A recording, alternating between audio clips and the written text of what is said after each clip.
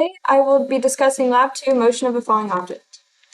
So to start, the purpose of this lab is to show the differences between two computational models, one showing the effects of drag and one that does not include the drag force.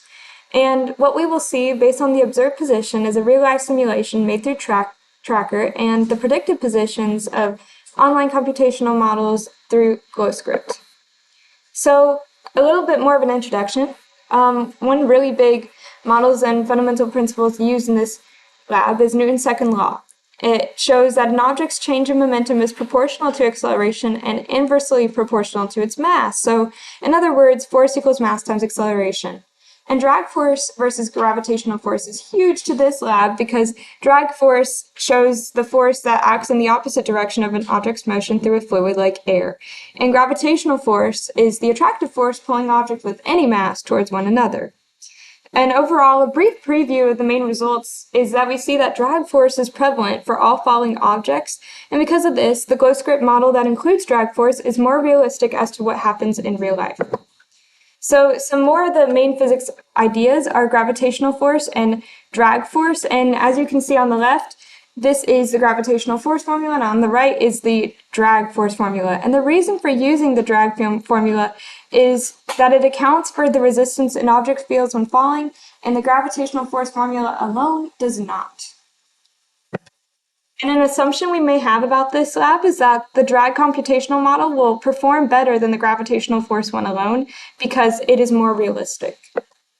So the system in this experiment was a crumpled piece of paper in the shape of a ball, and the surroundings was the fluid or air. The initial conditions we see is that the velocity is 0 and the position is here as follows in. So the details of the experiment. I recorded and uploaded a video of me dropping an object, the crumpled paper ball, and took the video to Tracker, where I observed the location in the y direction at the intrinsic timestamps of Tracker. I used GlowScript to create a computational model of a falling object using the initial position from Tracker, and this one had a drag force of b equals 0, which is no drag. I used the same lines of code and created a second model for b equaling 0.005 through trial and error to make this model match the observed model the best, and I utilized Google Sheets to compare the models at the same timestamps. And I made one graph looking at each of their position versus time models. So here's the observed position, the real-life simulation through Tracker.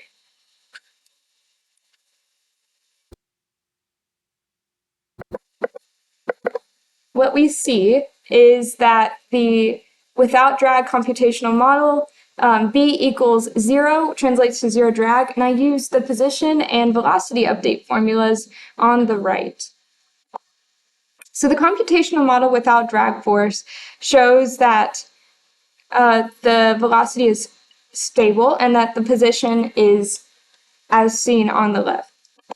And here's the computational model with drag force of being 0.005. We can see that velocity reaches a terminal velocity and the position is there. So similarities and differences. As seen through my data, the position with drag and the observed are pretty much the exact same at positions. In the gravity alone one is not. And this is intrinsic to real life as well. So some possible sources of error. I may have made the paper ball, as you saw, not completely spherical, and the system of the ball may not have been completely like a normal ball shape. Also, I am new to Tracker, so human error with Tracker. Sometimes the tracking data may have not been in the center of the ball or perfectly aligned to how I wanted it to be, but overall, we see the results. And so what does it mean? What does it mean which models predict a terminal velocity?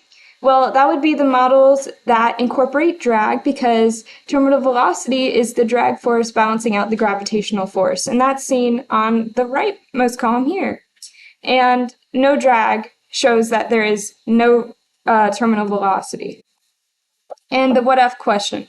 What if the object was initially thrown downward? So what we see in my lab is that it was dropped from rest, but if it was thrown downward with a velocity of -3 meters per second, it would still reach a terminal velocity. It would just reach it at a later time. And that's what I saw through GlowScript. So thank you so much for listening.